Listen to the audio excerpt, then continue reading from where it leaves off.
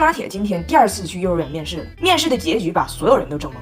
大家知道，张拿铁因为不会说英语，上次被双语幼儿园无情拒收，在人类混血儿发展史上刻下了一个烙印。这个事儿呢，大家都很急，只有孩子他爸不着急。这次是大胖媳妇找的幼儿园，就在家楼下。他说啥幼儿园都一样。温蒂听说孙子上次被拒绝，非常不服气，今儿个一定要一起去。但是温蒂不知道，这次我们面试已经换了学校了，他以为是2杀上一个学校呢，所以劲儿贼大，摇人摇来4个，进屋直勾的瞅着老师，那种感觉就是，你看我们都长这样了，你还不相信我孩子会说英语？但是我在教室外头观察一会儿，我发现了这个幼儿园呢，他自称是双语幼儿园，就一个外教，还是个俄罗斯人。我跟这个朵夫斯基先生啊聊了一下天，我发现他英语水平其实跟我爸爸没差多少。我就问老师，我说那俺家拿铁去的这个班级主要是说什么语言呢？老师说这个低龄小班呢，现在就1个学生，加上你儿子呢，一共2。这个班级最后到底说什么语言呢？那就看这俩孩子哪个性格强呗。我望向窗外那个跟张拿铁同班的乌兹别克斯坦女子，我已经能看到她不出3岁满嘴铁岭话的样子，满嘴铁岭话的样子。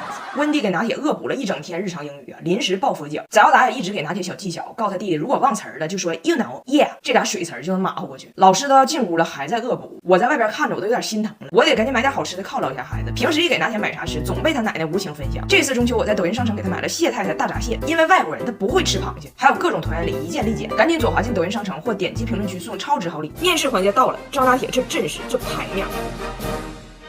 但是我跟你说，语言这玩意儿啊，真不能死记硬背。这是张拿铁的面试 solo。My name is Jane.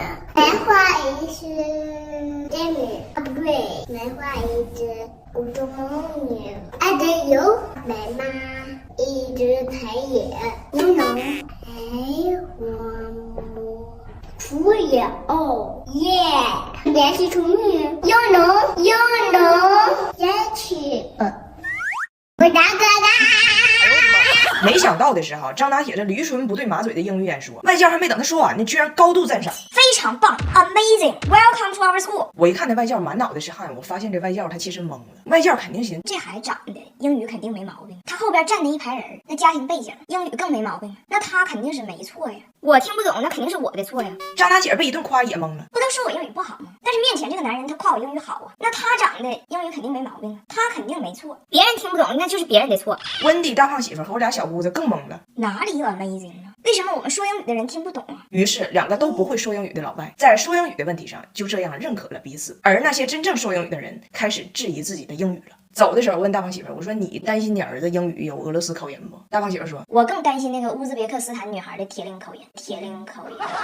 哎呀，很多人都问我，你知道张拿铁为什么这么讨厌外国的东西？我曾经也困惑过，但是经过了1年多的观察，我发现也不能怪孩子，这孩子其实是对人不对事儿，他主要是不适应他爸。按道理讲，就算张拿铁1岁之前没见过他爸，到今天这爷俩也认识2年了，怎么就感觉跟人家别人家的父子相比不太对劲儿呢？正好这2天我在家的时间比较多，我就仔细观察。那么让我们一起走进大型纪录片《外来媳妇儿本地儿》。第一，大胖媳妇非常阻碍张拿铁养生。张拿铁从小跟着姥爷长大，非常喜欢喝热水。你知道那些喜欢喝热水的人都喜欢吹热水，因为他们需要一个精准的温度，就是我需要它凉一点点，但不是真凉。大胖媳妇看见张拿铁吹热水，非常热心肠。不要谢。吃个饭，这个爸爸也不懂得照顾孩子。爸爸帮助你。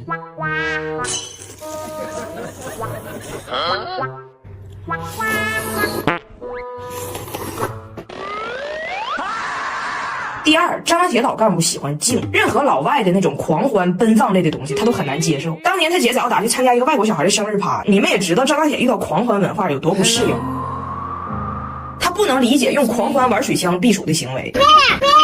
他受到的姥爷的教育是心静自然凉。我在干啥？但是自从他这个爸爸回来，这个家就是嘈杂的。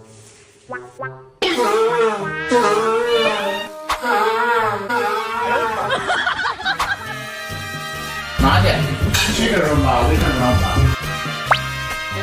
rumba？Let's rumba，rumba，rumba。Let's rumba。你上次扔的，你上次扔的，你们个啥玩意？即使我在客厅办公，拿铁的遭遇也能尽收眼底。这不，我家换了小米大屏看娃神器，5英寸高清可移动看护大屏，还有 AI 智能看护功能，能检测哭声和咳嗽。拿铁一不对劲就会提醒我去看看咋回事，就算很忙也能安心做自己的事儿。第三，也就是最严重的，就是这个语言。张大铁不会英语和大胖媳妇不会汉语，实现了一个精准的风险对冲，导致他俩的沟通会陷入一个城门楼子和胯骨轴子的闭环。你吃fruit吗？我有口红，为什么你吃口红？这是口红。这是妈妈的。他爸领孩子在楼下玩，张大铁想告诉他爸这个石头拔屁股，他爸啥也没听懂。爸爸，我肚子疼。谁是帮我弄？爸爸真这个老妖精吗？我没有眼睛，没有眼睛，我喜欢全能包。张大铁要贵的儿童手表，他爸给他买了个老人手机。他一天天拿着个老人机撩漂亮小姐姐，管人家要手机号，还拿着个老人机玩霸总，抢着扫码买单，让我充分意识到有些人生来油腻，不管他有多贫穷。早达最近想要一个小某财儿童手表，可以给人打电话那种。大胖媳妇嫌贵，纠结了很久，最后一咬牙一跺脚给他买了。姐姐买完手表呢，张大铁也想要。大胖媳妇觉得那儿子女儿手心手背都是肉，于是一咬牙没跺脚，怒花65块钱给张大铁买了一个2手老人手机，还告诉张大铁你就记住，姐姐的表能做的事儿，你的都可以。张大铁非常高兴，他觉得他这个跟姐姐的比更大、更响、更有面子，还更带手电筒。来我办公室找我，手机突然响了，所有人都笑话他。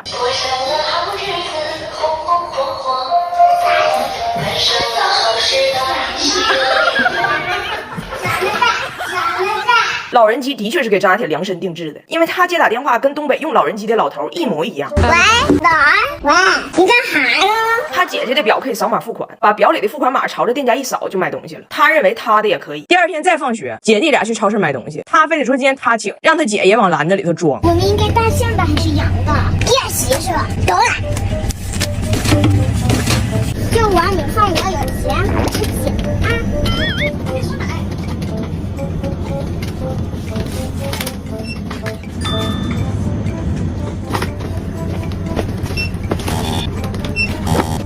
不可能！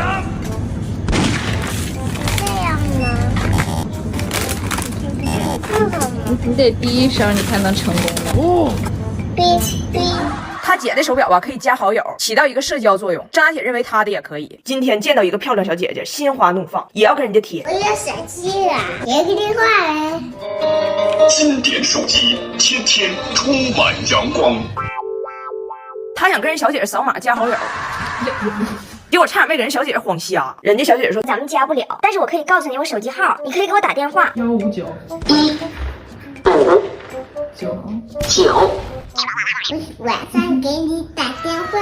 我从他身上我才发现了一个道理，油腻到了极致，它也是一种清爽。外形有型精神，拿老人机咱也敢冲。所以我家一直在用的金纺柔顺剂，保护衣服不褪色，起褶起球通通彻，满满一瓶盖，倒入花花槽。咱家衣服多亏了它，不然大胖媳妇258G的洗法都得报废。有它事半功倍。回到家吃完饭，没忘了要给小姐姐打电话，人家小姐姐跟他报的手机号是159什么什么，他说他记住了，他就记住个1，回家非要给人打。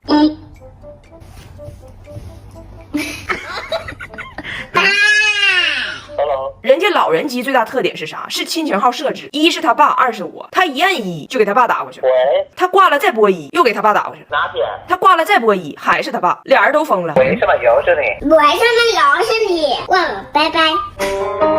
经典手机，天天充满阳光，阳光。